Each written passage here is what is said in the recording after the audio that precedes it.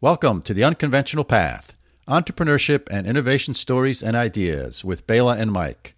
Hi, I'm Bela Musitz, a former three-time entrepreneur, venture capitalist, and now the recently retired David D. Ray Professor of Innovation and Entrepreneurship at Clarkson University. Bela, I don't get sick of hearing you say that. It's nice. But I am the unretired Professor of International Management at the Münster University of Applied Sciences, Mike Wasserman. I'm glad one of us is working hard, Bela.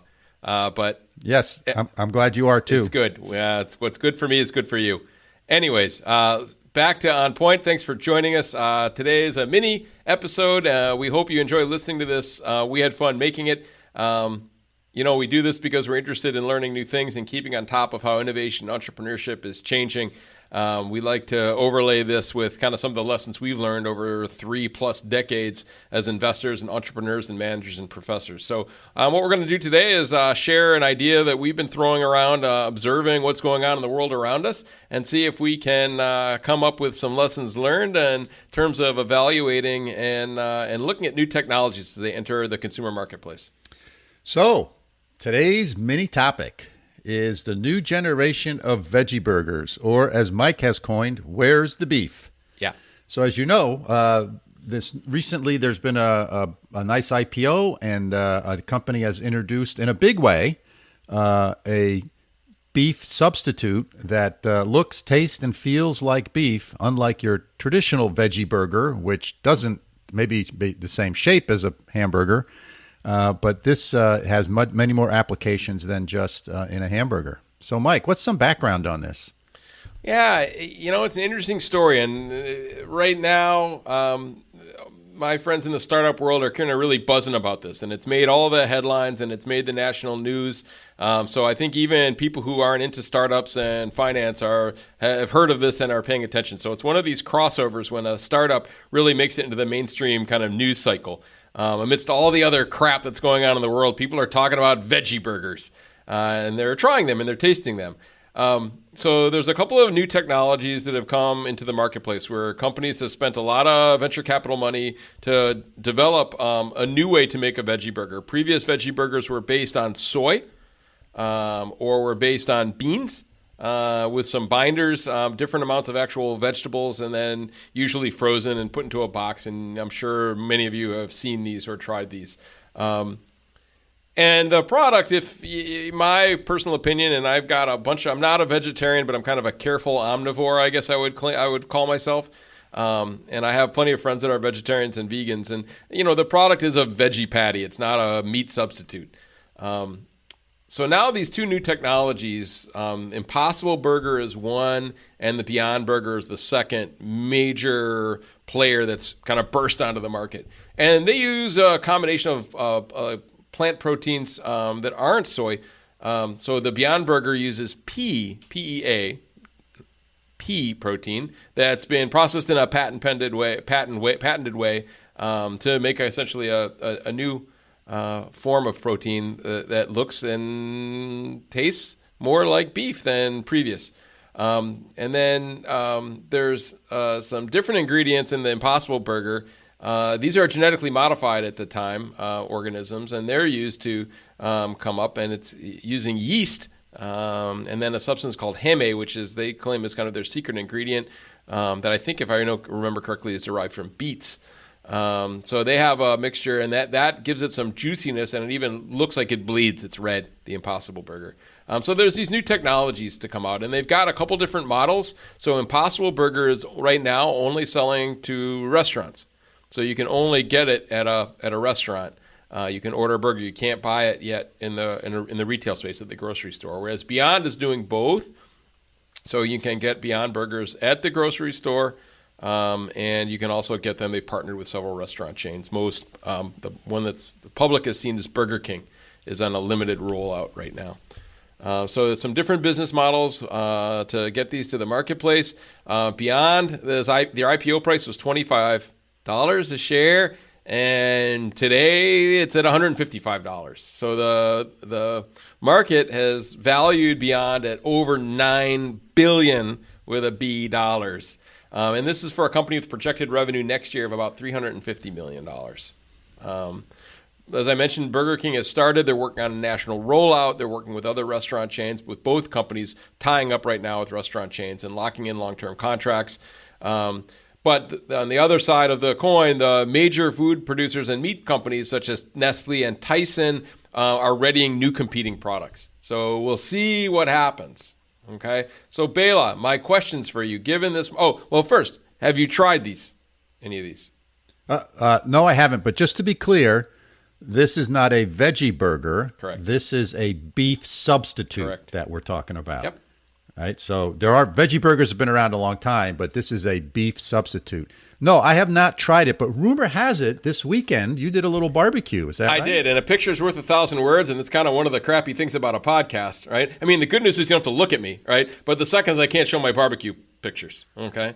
But yeah, so we were able here in Germany to get the Beyond Burgers. Impossible Burgers are not available here in Europe. My understanding is because they do contain genetically modified ingredients that they're not allowed in by EU rules. But Beyond is here in the marketplace. Pretty expensive package, 2 to a package, and so a big plastic container. Fairly pricey over here. But we bought some and we grilled them. And, you know, honestly, it was pretty good. Like, I would try it again, but I wouldn't mistake it for a beef burger, I don't think, or at least a finely crafted, locally raised. Again, I'm kind of a careful meat eater, so I usually would eat meat where I know this kind of the source. And even right now, I have a butcher across the street from my apartment that I go to, and that's really the only place I buy my meat. And he knows the farmer and things like that. And when I was living in Potsdam, I would get beef from the local farmers. But yeah, so tasted pretty good. I think I overcooked it a little. I'll try cooking it differently next time. A little dried out a little bit, and I think a lot of the fat drained out. I saw it. I kind of was careful to clean my grill beforehand, and I saw how much fat drained out on the grill afterwards. But pretty good. Like it tastes good. It didn't taste off or funny. But yeah, not exactly the same. But I don't know if that was a reasonable comparison. So yeah, that's the story. Yeah. So here's the thing that I always ask myself, if I put my venture capitalist hat back on, what problem are we solving? Right? Someone comes in to pitch us. Say, okay, so what problem are we solving? And, you know, I don't know I understand that. Is this a way to provide nutrition to large parts of the impoverished world? Because it takes, you know, a year and a half to grow a cow or a pig or whatever. So is this a fast, efficient way of doing that, a low-cost way, so that we can provide better nutrition to hungry people in the world? Is there a meat shortage? I don't know the answer to that, but it doesn't seem to me that there's a meat shortage. Given the price of beef in the supermarket, it's relatively pretty freaking cheap when you think about what it takes to get that 2-pound steak into your grocery shelf. And so the other question I ask myself, is this fashion? And what I mean by that, is it a fad? Is there a real purpose here? Right? Fashion kind of comes and goes. And is this one of those things that's going to hit the market really big? There's going to be a lot of excitement on it. They do a clever job marketing it. Or is there a real purpose to this? Is there a real bona fide reason that it's going to have lasting value in the marketplace, lasting demand? And I don't know the answers to most of those questions I just asked, but those are some of the things that kind of revolve around in my head. Yeah, and I don't think they're, you know, interesting. I tried to read up on this and listen to some interviews and things like that with executives. And, you know, is the target market vegetarians? And to that, I talked to some of my vegetarian friends. Are they really interested in eating something that looks like meat, right? And for most, the answer was no. Is it for people like me who like to eat meat but are not comfortable with the ethical implications of eating meat or the environmental impact? As we know, beef cattle ranching is very bad for the environment in terms of the flatulence of the cows and the water usage. From an animal rights standpoint, the treatment of the animals is obviously, I think, something that needs to be considered. All these things have reasons, but what's really driving the sales of these patties? That's the big question. And are those people going to come back? I think a lot of people will try it once or twice. Will they keep coming back and paying a premium price is the critical question. Or can the price come down, right? If indeed it's cheaper to do it this way at scale than it is to raise and slaughter a cow, right? Can this eventually undercut the price of beef and really shift the market? Yeah, so maybe one way to think about this is farms have great capacity to produce lots and lots of soybeans, lots and lots of beets, and some of the ingredients that you mentioned. And our ability to do that, per acre has been going up quite dramatically in the last 30, 40 years. And so is this a low-cost way to sort of shift from high-cost beef, high-cost meat into providing the same types of nutrition, taste, texture, etc., but it's a more efficient, more cost-effective way, and the large players, the Tysons of the world, etc., can enter this market in a big way and really drive the price down. And be better for the environment at the same time. Right, exactly. Be better. That's what I meant. That's what I was trying to say in that long-winded paragraph. Was it's better for the environment and it's better for you and I as consumers of the product. It may not lead to some of the challenges that we have with coronary disease, et cetera, because it's a plant-based product. Right. It's less cholesterol. But I would argue, and this, I looked at the nutrition labels and I've been thinking a little about this is a highly processed food, right? And in some ways, a highly processed food with added fats and things like this, is how much better is this than a burger that's been raised humanely and not with chemicals and additives and things like that? And yeah, there's trade-offs, but it's not like eating a salad, right? Or it's not like eating veggies and beans and grains, right? That are in their whole form. So it's this processing thing kind of in equal evil, right? And I don't know the answer to that question, but I think the time will tell in terms of how the market accepts or rejects this. Yeah.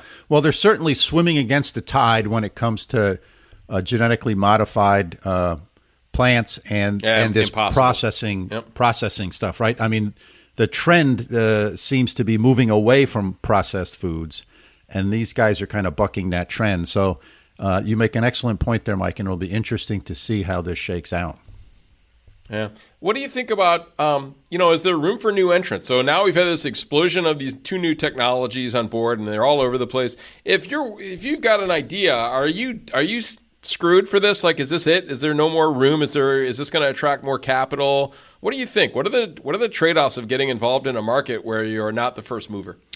Well, I think I think there are opportunities if you're not the first mover. Oftentimes, I don't know if I agree with what has been coined the first mover advantage. Oftentimes, the first mover makes mistakes and plows the way for the second, third, and fourth guys. I think there is opportunity here. And I think the valuable things can be scale. If you bring scale to the table, then I think you can make inroads here. By scale, I mean not just the ability to produce, but also scale on the distribution side. So you have relationships within the distribution channel, the supply chain on both sides of that supply chain. So I think there's opportunity there. And we're talking about food here. I mean, look at all the different brands of chicken you can get at the store. And, so there's room. I think if I compare walking down the bread aisle at my grocery store 30 years ago to what the bread aisle looks like today, there's 4 or 5 times more choice and more variety. So I think because of technology, because of our distribution capabilities and our supply chain capabilities, more choice is a trend that's been going on for the last 30 years, not less choice. So I do think there's opportunity for new entrants. Well, I like it, Bela, and I think this is a nice way to kind of wrap up this mini segment. It's this idea of this is not the end of the chapter or the end of the story on these meat substitutes. It's really the beginning, right? And I think this is just the first chapter, and there's many more chapters to be written. And I think 30 years from now, if you and I are fortunate to be still breathing and living, we will see a bunch of different options and a bunch of new technologies, and we'll remember, oh yeah, I remember when we had this kind of Beyond Burger craze, right, and this IPO, and it was all frothy. And look now, we've got 10 different options with 10 different technologies, and it's cheap and it's healthy, and hopefully we'll see progress marked. So I don't think entrepreneurs in this space should give up on innovating in this space. I think it's just really just starting to become ripe. You might have missed out on this first IPO where the company is trading at this ridiculous premium and will never match that value in terms of revenues, in my opinion. But I think there's lots of room for people to make great products that serve humanity, right? And make some money at the same time. Excellent. I agree, Mike. Let's wrap this one up. All right. Thanks for joining us. We hope you enjoyed listening as much as we enjoyed making this podcast. 2 small requests as usual. If you have questions or comments about what we discussed or suggestions about future topics or future guests, get in touch. Our email is bela.and.mike@gmail.com. And if you like what we're doing, hit subscribe or like in your podcast app. And if you really want to be a friend, write a review. We appreciate it. All right. So that's it for this week. Thanks for spending time with us. We look forward to having you join us for our next episode. Signing off from upstate New York. Hey, Mike, see you next week. Thanks, Bella. That's great. And signing off from the land of the sausage, right? But we talked about veggie burgers. We'll see if these break into the world of Wurst, as we say here in Germany. But signing off from Münster, thanks a lot and see you next week. This podcast is produced for Mike and I by our friends at Busy Media of Schenectady, New York. They can be found at busymedia.co.